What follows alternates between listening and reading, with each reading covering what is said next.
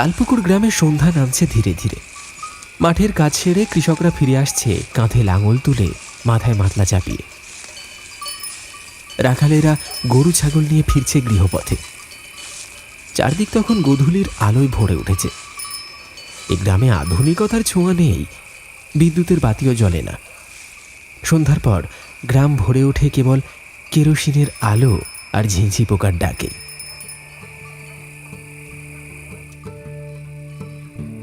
এই গ্রামেই জন্ম সমীরণের। পড়াশোনায় ছোটবেলা থেকেই ভালো ছিল সে। এখন চাকরির কারণে দূরে থাকে, তবে গ্রামবাসীরা এখনো স্নেহ করে তাকে মনে রেখেছে। দীর্ঘ 3 বছর পর কিছুদিনের ছুটি নিয়ে এবার সমীরণ ফিরেছে নিজের বাড়িতে।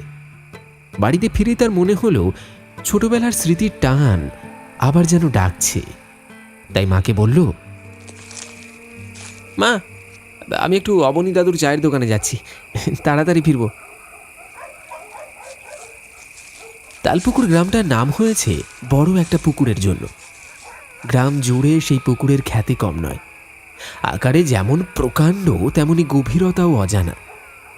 বছরে একবার এখানে মাছ ধরার প্রতিযোগিতা হয়, আর প্রায় টিকিট কেটে দূর দূরান্তের লোক আসে মাছ ধরতে। পুকুরটার ঠিক মুখেই রয়েছে অবনী দাদুর চায়ের দোকান। ছোটবেলায় সমীরণ প্রায়ই আসতো এখানে। চা তো বটেই, মাছ ধরার নানান সামগ্রীও পাওয়া যেত তার দোকানে। চায়ের দোকানে ঢুকতেই সমীরণের চোখ পড়ল কয়েকজন পরিচিত মুখের দিকে।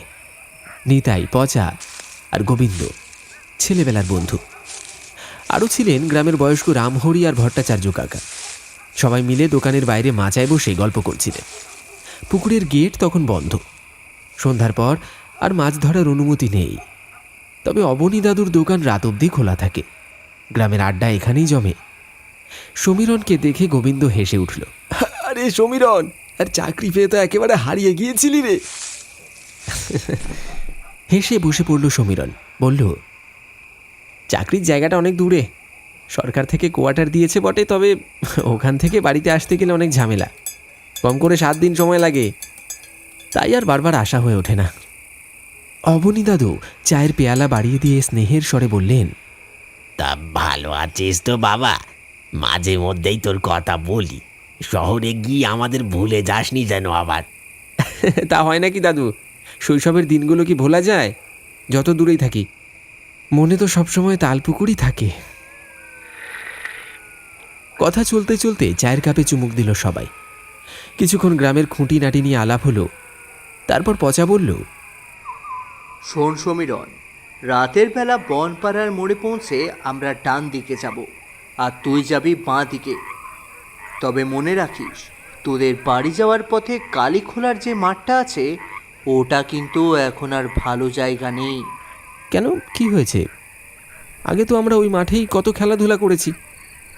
গত বছর মাতব্বর ভূপতি সামন্ত আর তার ভাই নৃপতি সামন্ত সম্পত্তি নিয়ে ঝগড়া করে।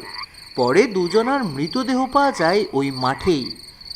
কে মেরেছিল জানা যায়নি আজও, তবে তারপর থেকে অনেকেই বলছে রাতে নাকি অদ্ভুত সব দৃশ্য দেখা যায়। কেউ কেউ দেখেছে মুন্ডবিহীন ভূপতি আর তার ভাইকে সেই মাঠে ধস্তাধস্তি করতে। তাই বলছি, সাবধান থাকিস। কথাটা শুনে একটু থেমে সমীরণ বলল, এ আর এমন কি? চাকরির সূত্রে এমন সব ভয়ঙ্কর অভিজ্ঞতার মধ্যে দিয়ে গিয়েছি যে এসব গল্প তার কাছে তুচ্ছ। সমীরণের এই কথায় সবাই চুপ করে তার দিকে তাকালো। অবনী দাদু হেসে জিজ্ঞেস করলেন, তাহলে বল না সমীরণ, শুনেছি শহরে এইসব হয় না। তাও তুই যেখানে আছিস সেখানে কি এমন দেখেছিস বলতো? গোবিন্দ বলল, হ্যাঁ রে, আজকের আড্ডাটা তোর অভিজ্ঞতার গল্প দিয়েই তাহলে হোক। সমীরণ পেয়ালায় একটা চুমুক দিল। কিছুক্ষণ বাইরে পুকুরের কালো জলের দিকে তাকিয়ে রইল।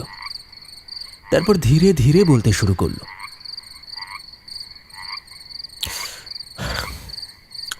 আমার প্রথম চাকরির পোস্টিং হয়েছিল উত্তরবঙ্গের এক প্রত্যন্ত জেলায়, চরনগর। সেই জায়গাটার নাম অনেকেই শোনেনি। একেবারে প্রত্যন্ত একটা অঞ্চল, চারিদিক ঘন জঙ্গলে ঢাকা। মানুষজনও খুব একটা বেশি থাকে না। ওই গ্রাম বলতে কয়েকটা মাটির ঘর, তাও স্টেশন চত্বর থেকে অনেকটা দূরে। সেখানেই আমি স্টেশন মাস্টার হিসেবে যোগ দিতে যাচ্ছিলাম। সেই সময় পথে কোনো গাড়ি ঘোড়া পাওয়া গেল না। বাধ্য হয়ে একটা ছোট সুটকেস নিয়ে হেঁটেই রওনা দিলাম। আর সুটকেসে ছিল কিছু জামা কাপড়, কয়েকটা বই, কাগজ আর আমার চাকরির কাগজপত্র। মাঝে মাঝে পথিকদের জিজ্ঞাসা করে এগোচ্ছিলাম আর কি।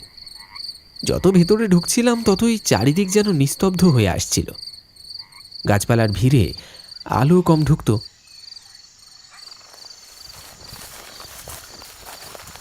দুপুরবেলাতেও মনে হতো যেন বিকেল নেমে এসেছে। আর এমন সময় হাঁটতে হাঁটতে হঠাৎ আমার চোখের সামনে পড়ল একটা রেল লাইন। আগাছায় ঢাকা, মনে হলো যেন বহুদিন কোনো ট্রেন এই পথে চলাচল করেনি। লাইনটার দুদিকে শুধু ঝোপঝাড় আর বুনো লতাপাতা। গাছগুলো এত ঘন যে দিনের আলো ঢুকতে কষ্ট হচ্ছিল। আমি তখন মনে মনে ভাবলাম, এই লাইন ধরে হাঁটতে থাকলেই নিশ্চয়ই স্টেশন পাওয়া যাবে। এভাবে হাঁটতে হাঁটতে হঠাৎ দূরে একটা ছাউনি চোখে পড়ল। ধীরে ধীরে কাছে আসতেই বুঝলাম সেটা আসলেই একটা রেল স্টেশন। কিন্তু কি ভাঙাচোরা অবস্থা! জংধরা টিনের ছাউনি, দেয়ালগুলো ফাটা ফাটা, আর সামনে নেম প্লেটটা বাঁকা হয়ে হেলে আছে। তাতে লেখা চরণগড় স্টেশন। নেম প্লেট দেখে মনে একটু স্বস্তি এলো। ঠোঁটে অনিচ্ছাকৃত হাসিও ফুটল। মনে হলো অবশেষে গন্তব্যে পৌঁছেছি। এতক্ষণে হয়তো কারোর দেখা পাবো, কিছুটা প্রাণের চিহ্ন মিলবে। দীর্ঘ কয়েক ঘন্টা হাঁটার পর আমারও সেই প্রত্যাশাই ছিল, কিন্তু স্টেশন চত্বরে পা দিতেই আমার বুকটা ধক করে উঠল। চারদিক একেবারে ফাঁকা, কোনো মানুষের চিহ্ন নেই। পরিত্যক্ত স্টেশনের মতো নিস্তব্ধ, যেন বছরের পর বছর এখানে কেউ আসেইনি। আমি অবাক হয়ে সুটকেসটা মাটিতে নামালাম। নিশ্চিত হতে ব্যাগের ভেতর থেকে নিয়োগপত্র বের করে দেখলাম স্পষ্ট লেখা আছে আমার পোস্টিং এখানেই, চরনগর স্টেশনে। কাগজটা আবার গুছিয়ে রাখতেই নিচু হয়ে সুটকেসটা তুললাম। দাঁড়াতে গিয়ে হঠাৎ চোখে পড়ল আমার থেকে প্রায় 15 হাত দূরে একটা লোক দাঁড়িয়ে আছে। কালো রোগা দেহ, পরনে মলিন ধুতি আর একটা পুরনো জামা। এতক্ষণ তাকে চোখেই পড়েনি, যেন হঠাৎ করেই কোথা থেকে এসে হাজির হলো। বুকটা ধড়াস করে উঠল। মনে হলো অজানা কিছু সামনে এসে দাঁড়িয়েছে। কিন্তু পরক্ষণেই অদ্ভুত এক স্বস্তি এলো। অন্তত মানুষ তো দেখা গেল। আমি খানিকক্ষণ ইতস্তত করে বললাম, আপনি কে? কখন এলেন এখানে? লোকটা কেমন এক অদ্ভুতভাবে হেসে উত্তর দিল, আপনি কি স্টেশনের নতুন স্টেশন মাস্টার? হ্যাঁ, আমি এই স্টেশনের নতুন স্টেশন মাস্টার। লোকটার ঠোঁটে তখন এক অচেনা হাসি ফুটে উঠল। ধীরে ধীরে বলল,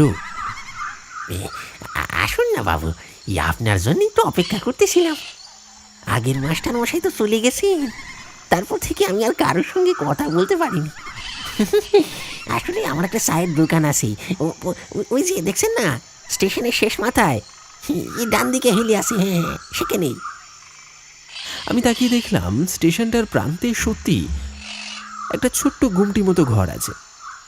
সেটাই বোধহয় লোকটার চায়ের দোকান।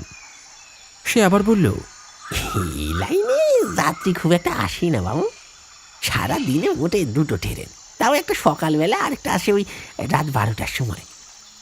তবে দিনের বেলায় 2-1জন মানুষ নামলেও রাতের বেলায় কেউ এখানে নামে না।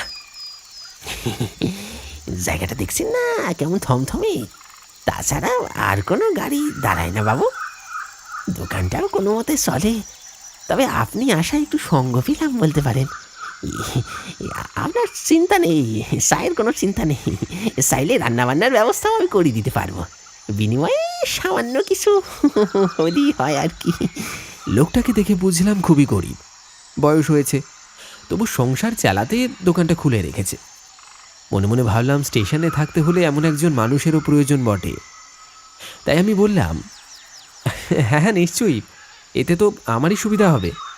লোকটা মাথা নেড়ে বলল, বেশ, তাহলে আসুন না বাবু, আপনার জন্য কোয়াটারও খালি আছে, আগের মাস্টার মশাই সেখানেই থাকতেন, আমি দেখিয়ে দিছি, আসুন। লোকটা সুটকেসটা হাতে তুলে নিল। হেঁটে যেতে যেতে সে নিজেই পরিচয় দিল। বলল, আগে আমার নাম ক্ষুদিরাম মণ্ডল বাবু, তবে সবাই খুদে বলে ডাকে। মণিপুর গ্রামে আমার বাড়ি, এখান থেকে মোটে 2 মাইল দূরে। কিন্তু বাবু, আমার সময় জানেন তো কাটে এখানেই বেশি। যখন যা প্রয়োজন হবে আমাকে পাবেন আপনি। আসুন আসুন, এদিকে আসুন। তার কথা শুনে বুঝলাম লোকটা একটু বেশি কথা বলে, হয়তো একা থাকায় সঙ্গ পেলে খুশি হয়। আমিও খেয়াল করলাম আমার উপস্থিতিতে ওর চোখ মুখে যেন আনন্দ ফুটে উঠেছে। আমি জিজ্ঞেস করলাম, তা ক্ষুদিরাম, তোমার সংসারে কে কে আছেন? প্রশ্নটা শুনে লোকটার মুখটা হঠাৎ মলিন হয়ে গেল। চোখ নামিয়ে ধীর গলায় বলল, কি আমার বিবি ছাড়া আর কেউ নেই যে বাবু। তবে বউটার একটা জটিল ব্যারাম আছে জানেন তো। দিনের আলোয় সে চোখ খুলতে পারে না।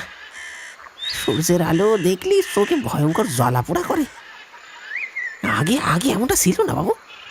ডাক্তার দেখাতে গেলে অনেক খরচ, তাই চিকিৎসা না করতে করতে চোখের দৃষ্টি নষ্ট হয়ে যাচ্ছে।